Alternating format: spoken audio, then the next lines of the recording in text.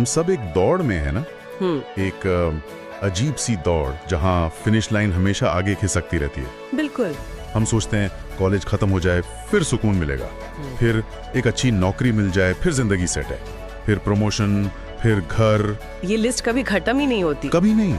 और इस सब के बीच हम खुशी को या तो अतीत की किसी याद में ढूंढते हैं, काश वो दिन वापस आ जाए, या फिर भविष्य की किसी वादे में, बस ये हो जाए फिर मैं खुश हो जाऊंगा। ये एक बहुत ही आम इंसानी फितरत है।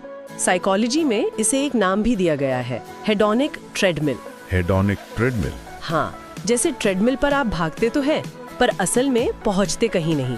सही। वैसे ही हम खुशी के पीछे भागते हैं, कोई मंजिल हासिल भी कर लेते हैं, पर कुछ ही समय में वापस अपनी पुरानी मानसिक स्थिति पर लौट आते हैं।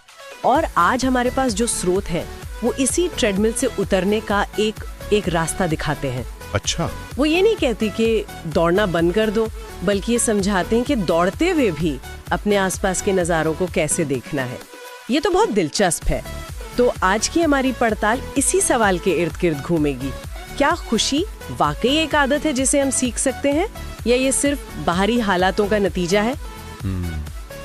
हमारे स्रोत कुछ बहुत ही सरल लेकिन गहरे विचार सामने रखते हैं। एक स्रोत की ये पंक्ति मुझे बहुत अच्छी लगी, ना पास्ट वापस आता है, ना फ्यूचर गारंटी होता है, पर ये पल, ये अभी, ये तुम्हारे पास है। और इस पल को महसूस करने का सबसे आसान जरिया बस एक मुस्कान। चलिए इसी विचार की गहराइयों में उतरते हैं। जरूर। तो मुस्कान की बात करते हैं। आमतौर पे हम मुस्कान को खुशी का एक नतीजा मानते हैं। जब हम खुश होते हैं तो हम मुस्कुराते हैं। हाँ, कॉज एंड इफेक्ट, एग्जैक्टली। लेकिन एक दार्शनिक टेक्स्ट जिसे हम देख रहे हैं, वो इस समीकरण को ही पलट देता है। वो कहता है स्माइल कोई वीकनेस नहीं होती, स्माइल एक्सेप्टेंस होती है, स्माइल ग्रैटिट्यूड होती है। मतलब मुस्कान कमजोरी नहीं बल्कि स्वीकृति और आभार का प्रतीक है। ये तो बहुत गहरा मतलब है। हाँ। और यहाँ स्वीकृति का मतलब हार मान लेना बिल्कुल नहीं है। इसका मतलब है जिंदगी जैसी है उसे उसकी पूरी सच्चाई के साथ स्वीकार करना, अच्छी चीजें भी और बुरी भी। जैसे कहना कि जो है वो ठीक है। बिल्कुल।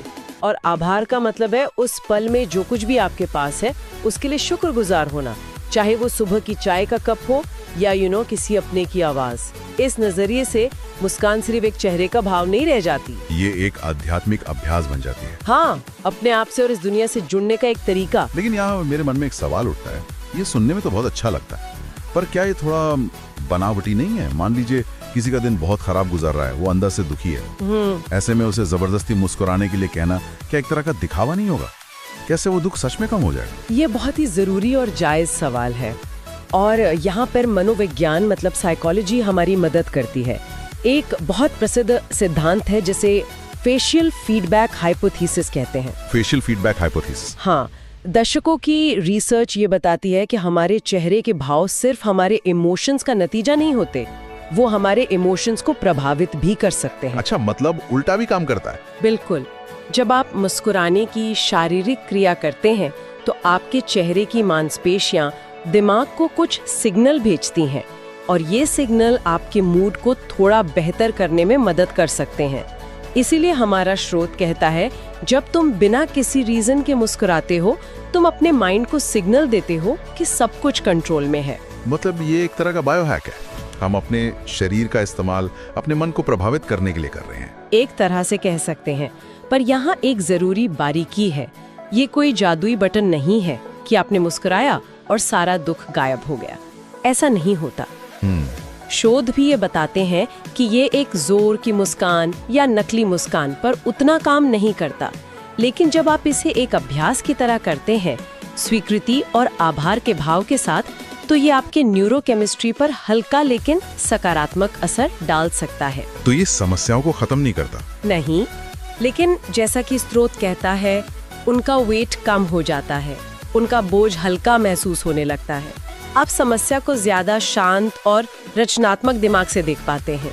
तो ये दिखावा नहीं बल्कि एक सचेत प्रयास है अपनी भावनात्मक स्थिति को संभालने का। बिल्कुल सही। ठीक है, तो मुस्कान एक टूल है, एक औजार है, लेकिन स्रोत बार बार इस बात पर जोर देता है कि इस टूल का असली असर तब होता है जब हम प्रेजेंट यानी वर्तमान में होते हैं। हाँ। ये एक ऐसा शब्द है जो आजकल हर जगह सुनने को मिलता है, be present, live in the moment. पर असल जिंदगी की भागदौड़ और समस्याओं के बीच इसका वाकई में मतलब क्या है? अक्सर लोग प्रेजेंट होने का मतलब समझ लेते हैं कि जिंदगी में कोई समस्या ही नहीं होनी चाहिए, सब कुछ शांत और सुंदर हो, जो कि होता नहीं है। कभी नहीं होता। पर हमारे स्रोत इस गलतफहमी को तोड़ते हैं। एक जगह साफ लिखा है, बीइंग प्रेजेंट का मतलब ये नहीं कि तुम्हारे लाइफ में प्रॉब्लम्स नहीं होनी चाहिए। तो फिर मतलब क्या है? इसका असली मतलब है प्रॉब्लम्स के बीच भी जीना सीखना। अच्छा। मतलब आपके दिमाग में कल की मीटिंग की चिंता चल रही है और साथ ही आप अतीत की किसी गलती पर पछता भी रहे। ये दोनों बोझ मिलकर आपके आज के पल को कुचल देते हैं। वर्तमान में जीने का मतलब है उन दोनों बोझों को कुछ देर के लिए नीचे रखना। और ये कैसे किया जाए? क्या इसके लिए घंटों मेडिटेशन करना जरूरी है? जरूरी नहीं। स्रोत बहुत ही आसान, संवेदी मतलब सेंसरी तरीके बताता है। वो कहता है कि बस कुछ पल के लिए रुको और महसूस करो। क्या महसूस करो? अपनी सांस, रोशनी, आवाज, अपनी मुस्कुराहट। ये वो चीजें हैं जो हमेशा हमारे साथ होती हैं, पर हम उन पर कभी ध्यान नहीं देते। सही बात है। अपनी सांसों का अंदर आना और बाहर जाना, खिड़की से आती हुई रोशनी, पंखे की आवाज या बाहर पक्षियों का चहचहाना। जब हम अपना पूरा ध्यान इन छोटी छोटी चीजों पर लगाते हैं तो हमारा दिमाग भविष्य की चिंताओं और अतीत के पछतावों से हटके अभी और यहाँ में आ जाता है। और स्रोत के शब्दों में तब लाइफ ऑटोमेटिकली सॉफ्ट हो जाती है। जिंदगी की जो सख्ती है वो थोड़ी नरम पड़ जाती है। एग्जैक्टली। ये सुनने में बहुत सरल लगता है, लेकिन शायद इसीलिए मुश्किल भी है। हमारा दिमाग लगातार सोचता रहता है। लेकिन ये जो हेडोनिक ट्रेडमिल वाली बात आपने शुरू में कही थी, क्या वर्तमान में जीने का इससे कोई गहरा संबंध है? बिल्कुल। और यहीं पर विज्ञान और दर्शन एक साथ आ जाते हैं। हेडोनिक ट्रेडमिल हमें बताता है कि बड़ी बड़ी खुशियां जैसे प्रमोशन या लॉटरी जीतना हमें स्थायी खुशी नहीं देती। हमारा दिमाग बहुत जल्दी नई स्थिति का आदी हो जाता है और हम वापस अपनी बेसलाइन पर आ जाते हैं। तो फिर स्थायी खुशी का रास्ता क्या है? क्या है? रिसर्च बताती है कि इसका रास्ता छोटी छोटी लगातार मिलने वाली सकारात्मक अनुभूतियों से होकर जाता है। अच्छा, छोटी छोटी चीजें। हाँ, जब आप वर्तमान में जीना सीखते हैं और अपनी सांस या रोशनी जैसी साधारण चीजों में सुंदरता और आभार ढूंढते हैं, तो आप असल में हेडोनिक ट्रेडमिल को हैक कर रहे होते हैं। वाह! आप बड़ी खुशियों का इंतजार करने के बजाय अपने हर दिन में खुशी के छोटे छोटे पल बना रहे होते हैं। और ये अभ्यास आपकी खुशी की बेसलाइन को धीरे धीरे ऊपर उठा सकता है। तो ये सिर्फ एक अच्छा महसूस करने वाली बात नहीं है, इसके पीछे एक तरह की मनोवैज्ञानिक रणनीति है। बिल्कुल। और शायद इसीलिए स्रोत का जो सबसे शक्तिशाली तर्क है वो अब मुझे और भी ज्यादा समझ में आ रहा है। वो पंक्ति है, खुशी फ्यूचर का रिवॉर्ड नहीं है, खुशी प्रेजेंट का डिसीजन है। हाँ, यानी खुशी कोई ऐसी चीज नहीं है जो हमें किसी लक्ष्य को पाने के बाद इनाम में मिलेगी। ये एक फैसला है। ये क्रांतिकारी विचार है, क्योंकि ये हमारी पूरी कंडीशनिंग के खिलाफ जाता है। हमें सिखाया गया है कि खुशी कमानी पड़ती है, पहले ये करो फिर खुश होना। सही। ये टेक्स्ट उस पूरे मॉडल को खारिज कर देता है। ये कहता है कि खुशी की कोई शर्त नहीं है, वो एक बिना शर्त लिया जाने वाला फैसला है। और इसीलिए स्रोत इसे सबसे सिंपल और सबसे पावरफुल हैबिट कहता है। सिंपल और पावरफुल। सिंपल इसलिए क्योंकि इसमें कुछ हासिल नहीं करना है, बस चुनना है। और पावरफुल इसलिए क्योंकि ये खुशी का कंट्रोल बाहरी दुनिया से छीनकर पूरी तरह हमारे अपने हाथों में दे देता है। आपकी खुशी अब इस बात पर निर्भर नहीं करती कि आपका बॉस क्या कहता है या ट्रैफिक कितना है। बिल्कुल, आपकी खुशी आपका अपना फैसला बन जाती है। और जब हम ये फैसला लेते हैं तो शायद हम जिंदगी को टालना बंद कर देते हैं। मुझे स्रोत की एक और लाइन बहुत पसंद आई, being present with a smile का मतलब है लाइफ को पोस्टपोन न करना। बहुत खूबसूरत लाइन है ये। हम सब कहीं ना कहीं जिंदगी को टाल रहे होते हैं। हम सोचते हैं जब हालात बेहतर होंगे तब जिएंगे, जब वीकेंड आएगा तब आराम करेंगे। ये ऐसा है जैसे कोई कहे कि मैं इस स्वादिष्ट खाने का मजा तब लूंगा जब पूरी प्लेट खत्म हो जाएगी, लेकिन तब तक तो स्वाद ही चला जाएगा। बिल्कुल सही उदाहरण है। हम हमेशा वहाँ पहुँचने की जल्दी में रहते हैं और यहाँ होने का आनंद खो देते हैं। और इसका एक बहुत ही खूबसूरत और थोड़ा गहरा नतीजा भी है, जिसका जिक्र टेक्स्ट के आखिर में किया गया है। वो कहता है, क्योंकि जो पल तुम मुस्कुराकर जी लोगे वही पल कल यादें बन जाते हैं। वाह, ये एक बहुत जरूरी कनेक्शन है। हमारी यादें क्या हैं?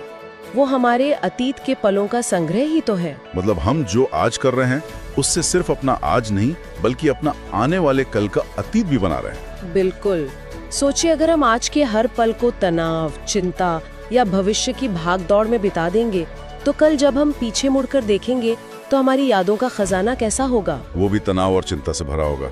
हाँ, लेकिन अगर हम आज इस पल में मुश्किलों के बावजूद एक मुस्कान के साथ जीने का फैसला करते हैं तो हम अनजाने में अपने भविष्य के लिए सुंदर यादें बना रहे हैं। तो आज का एक छोटा सा फैसला मुस्कुराने का, वर्तमान में जीने का, हमारे कल की भावनात्मक विरासत को तय करता है। हाँ, हम अपने फ्यूचर सेल्फ के लिए एक बेहतर अतीत का निर्माण कर रहे हैं। ये तो सच में बहुत गहरा विचार है। तो अगर हम आज की पूरी चर्चा को समेटें तो हमने इस सवाल से शुरुआत की थी कि क्या खुशी एक आदत है जिसे सीखा जा सकता है? और हमारे स्रोतों से जो निकल कर आया वो ये है कि हाँ, ये काफी हद तक एक अभ्यास है। ये अभ्यास शुरू होता है एक मुस्कान से, जो सिर्फ एक भाव नहीं बल्कि हमारे अपने दिमाग को भेजा गया एक सिग्नल है। सही। फिर हमने देखा कि ये मुस्कान सबसे ज्यादा असरदार तब होती है जब हम वर्तमान में होते हैं, जो हमें मनोवैज्ञानिक हेडोनिक ट्रेडमिल से उतरने में मदद करता है। बिल्कुल। और अंत में ये सब एक शक्तिशाली फैसले पर आकर टिक जाता है कि खुशी भविष्य का इनाम नहीं बल्कि वर्तमान का एक चुनाव है। सही कहा। और अंत में मैं सुनने वालों के लिए एक सवाल छोड़ना चाहूंगी जो इसी बातचीत से निकला है। जरूर। हमने इस पर बात की कि कैसे एक मुस्कान हमारे अपने मन को संकेत देती है, हमारी अपनी आंतरिक दुनिया को प्रभावित करती है। पर जरा ये सोचिए, जब हम मुश्किल हालात में भी बिना किसी बड़े वजह के एक शांत और सच्ची मुस्कान के साथ दुनिया का सामना करते हैं तो ये हमारे आसपास की दुनिया को क्या संकेत देता है? ये सोचने वाली बात है। वो ऊर्जा हमारे सहकर्मियों को, हमारे परिवार को या सड़क पर चलते एक अजनबी को कैसे प्रभावित करती है, और कैसे वो बाहरी प्रतिक्रियाओं का चक्र, एक मुस्कान जो आपको वापस मिलती है, एक बातचीत जो शांत माहौल में होती है, वापस आकर हमारी अपनी हकीकत को और भी ज्यादा बदल सकता है। अगर तुम लोग नए हो तो सब्सक्राइब करो, वो जो लाल वाला बटन है उसके साथ स्कैम करो या फिर महफिल जमाओ, मुझे नहीं पता, बस क्लिक हो जाना चाहिए। अब मैं भी जा रहा हूँ।